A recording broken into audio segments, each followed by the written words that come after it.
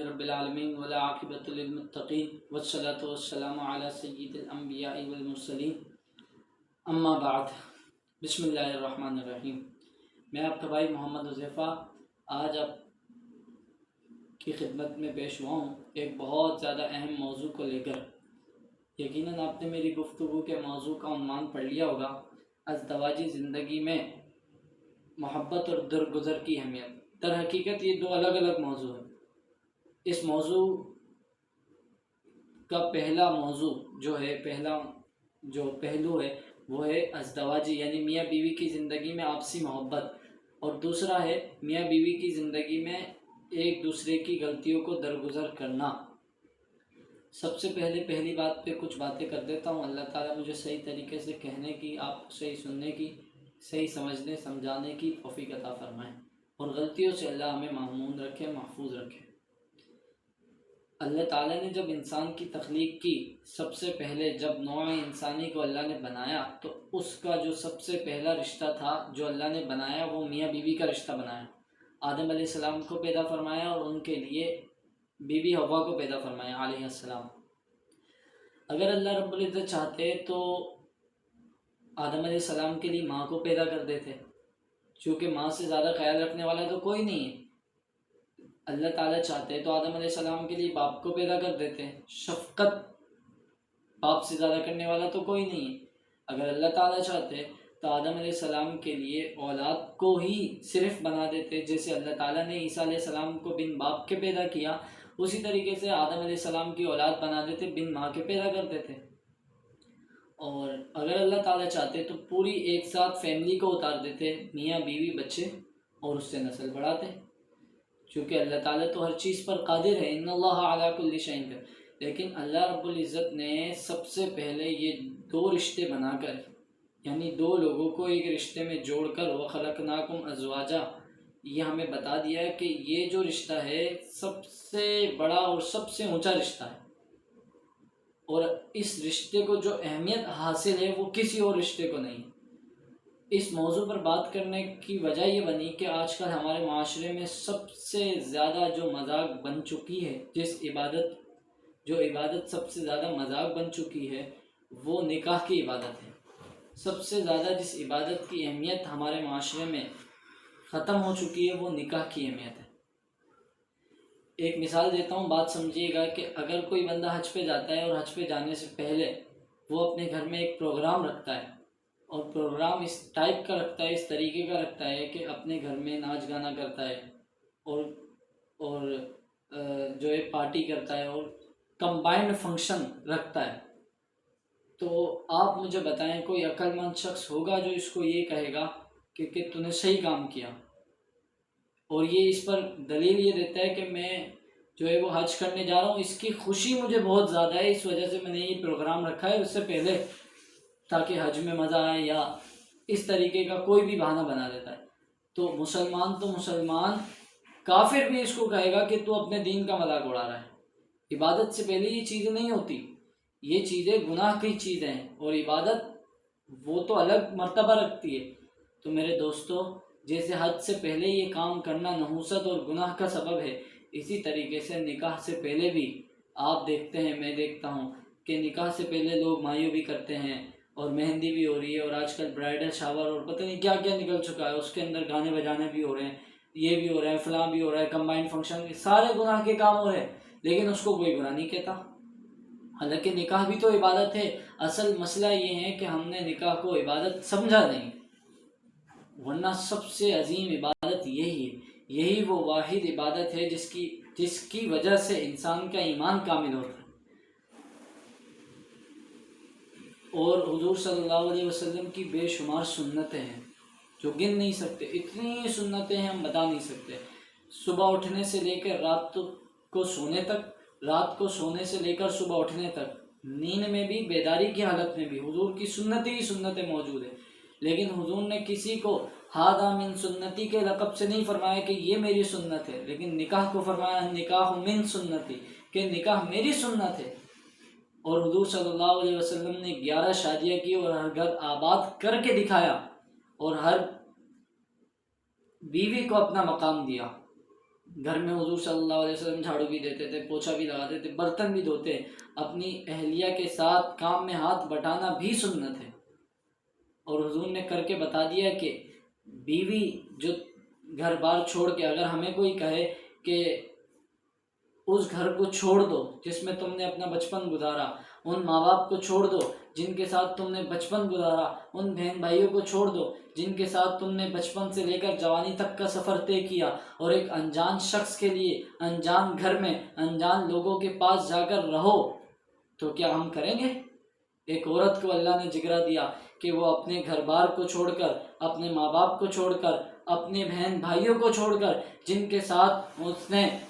بچپن سے جوانی تک کا سفر طے کیا اور اتنی محبتیں اس کو وہاں سے ملی، وہ سب چھوڑ چھاڑ کر ایک انجان آدمی کے پیچھے، ایک انجان آدمی کے لیے، ایک انجان گھر میں انجان لوگوں کے بیچ جا کر رہتی ہے۔ تو اس کا یہ مطلب کہ ہم بیوی کو غلام سمجھے، بیوی کو پاؤں کی جوتی سمجھے؟ اس کا یہ مطلب کہ بیوی کو جو ہم کہیں وہ یہ کرے، یہ وہ کرے، وہ یہ کرے تو اس کو بولو اٹھ تو وہ اٹھ جائے، اس کو بولو بیٹھ تو وہ بیٹھ جائے؟ غلام بنا لیا۔ کیا حضور نے ہمیں یہ تعلیم دی کہ ہم مسلمان صرف نام کے رہ گئے؟ قرآن صرف اور صرف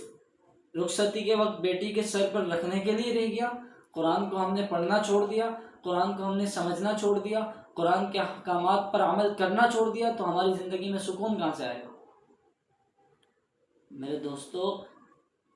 سب سے مقدس رشتہ جب اللہ نے بنا دیا تو ہمیں سمجھا دیا کہ اس رشتے کی قدر کرنے والا بھی سب سے مقدس ہو جاتا ہے۔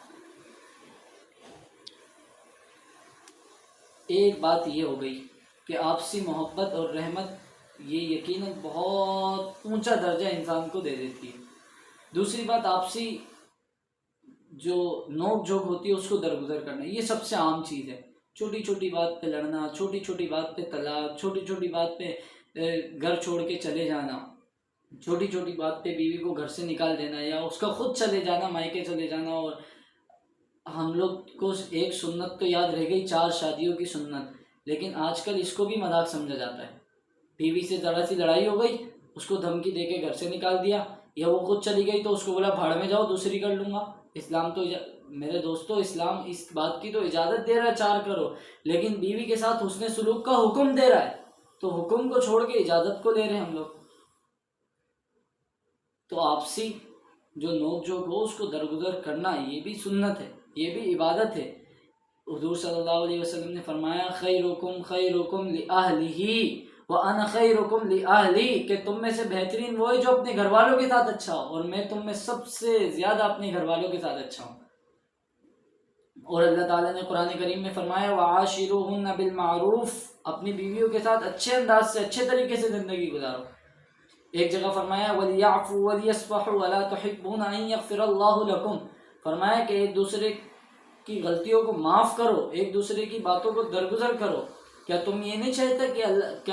چاہتے کہ اللہ تعالیٰ تمہیں معاف کرے؟ اللہ اکبر! کیا معیار بتایا اللہ نے اپنی معافی کا، کہ اللہ تعالیٰ بھی معاف فرما دیں گے جب تم آپس میں ایک دوسرے کو معاف کرو گے۔ لڑائی جھگڑے جس گھر میں برتن ہوتے ہیں کھٹکتے تو ہے، لیکن اس کا یہ مطلب نہیں کہ برتن ہی اٹھا کے باہر پھینک دیے جائیں۔ تو میرے دوستو، ہمارا دین ہمیں یہ نہیں سکھاتا کہ چھوٹی چھوٹی بات پہ لڑیں یا چھوٹی چھوٹی بات پہ بیوی کو دھمکائیں، بلکہ میں علماء سے سنا، بڑوں سے سنا، یہی سنا کہ بیوی کو دبا کے رکھنے والا مرد نہیں ہوتا، بلکہ بیوی کے شانہ بشانہ چلنے والا، ہر کام میں اس کا ساتھ دینے والا، ہر مصیبت میں اس کے ساتھ کھڑے ہونے والا، ہر مشکل سے اس کو بچانے والا، ہر مشکل میں اس کی ڈھال بننے والا مرد ہوتا ہے۔ اللہ تعالیٰ جب کسی کو کسی پر فوقیت دیتے ہیں، الرجال قوامون علی النساء، اللہ تعالیٰ نے مردوں کو عورتوں پر فوقیت دی، اللہ تعالیٰ نے قوی تر بنایا، تو اللہ جب کسی کو کسی پر فوقیت دیتے ہیں، فضیلت دیتے ہیں، تو اس کا یہ مطلب نہیں کہ سامنے والے کو نیچے گرانا، بلکہ اس کا یہ امتحان ہوتا ہے کہ اللہ نے تجھے فوقیت دی ہے سامنے والے پر، تو اگر سامنے والے کے ساتھ جھک کر بات کرے گا، حالانکہ اللہ نے تجھے فوقیت دی، لیکن پھر بھی اگر تو نرمی سے بات کرے گا تو خدا کی قسم وہ فوقیت اللہ کے یہاں اور زیادہ بڑھ جائے گی۔ اور ہم لوگ سمجھتے ہیں کہ اللہ نے مرد کو طاقتور بنایا تو عورت کو دبا کے رکھنا، یہ ہمارا اسلام نہیں سکھاتا، یہ ہمیں ہمارا دین نہیں سکھاتا۔ اور آپسی تعلق کو قائم رکھنے کے لیے میں سمجھتا ہوں کہ ایک چھوٹی سی آخری بات کرتا ہوں، اس کے بعد اجازت چاہوں گا کہ جب دو انسانوں میں لڑائی ہو جائے، کسی بات کے لیے بحث ہو جائے، تو اگر جس کی غلطی ہو وہ معافی مانگ لے تو یہ کہے گا ہاں ٹھیک ہے، معافی تمہیں مانگنی بھی چاہیے تھی کیونکہ غلطی ہی تمہاری تھی، معاملہ ادھر ختم ہو گیا۔ ممکن ہے تھوڑے دن بعد پھر لڑائی ہو جائے، اس کے بعد پھر معافی مانگے، پھر اگر اچھے اخلاق والا یہی کرے گا، معافی مانگتا رہے گا بار بار، اس کو کبھی بھی اپنی عزت میں کمی محسوس نہیں ہوگی، کیونکہ اس نے حدیث پڑھی ہے، حضور صلی اللہ علیہ وسلم نے خود فرمایا کہ اللہ تعالیٰ معافی مانگنے والے کے لیے عزت ہی کو بڑھاتا ہے، کسی چیز کو کم نہیں کرتا ہے، عزت کو بڑھاتا ہے۔ ٹھیک ہے، اب میری بات غور سے سمجھیے گا، میں یہ سمجھتا ہوں کہ جب دو انسان میں لڑائی ہو جائے اور غلطی ایک کی ہے دوسرے کی نہیں ہے، تو جس کی غلطی نہیں ہے اگر وہ جھک کے کہے کہ یار مجھے معاف کر دو، چلو درگزر کرو، معاملہ ختم کرو، تو یقین جانیے انشاءاللہ اللہ کی ذات سے امید ہے کہ وہ بندہ جس نے غلطی کی تھی وہ آگے بڑھ کے اس نے ملے گا بھی، اور آئندہ کے بعد یہ غلطی کرے گا ہی نہیں۔ وہ دیکھے گا کہ غلطی میری تھی پھر بھی یہ جھک گیا، اس کے اندر کتنی عاجزی ہے، تو اللہ تعالیٰ اس کی محبت اس کے دل میں ڈال دیں گے۔ یہ مختصر سا پیغام تھا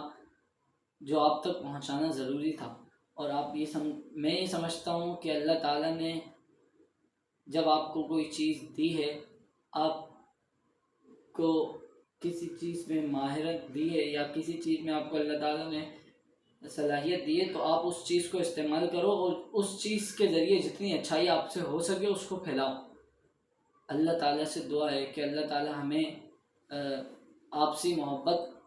آپسی تعلق عطا فرمائے، اور میری آپ سب سے گزارش ہے کہ خدا نخواستہ اگر آپ سے کوئی ناراض ہے تو اس سے معافی مانگیے، اور اللہ نہ کرے آپ کسی سے ناراض ہیں تو میں یہ آپ سے گزارش کر رہا ہوں آپ کا بھائی کہ آپ پھر بھی اس سے معافی مانگیے، اور یقین جانیے خدا کی قسم اللہ تعالیٰ اس کے دل میں آپ کی محبت ایسی ڈال دیں گے کہ وہ آئندہ کے بعد غلطی کرے گا ہی۔ السلام علیکم ورحمۃ اللہ وبرکاتہ۔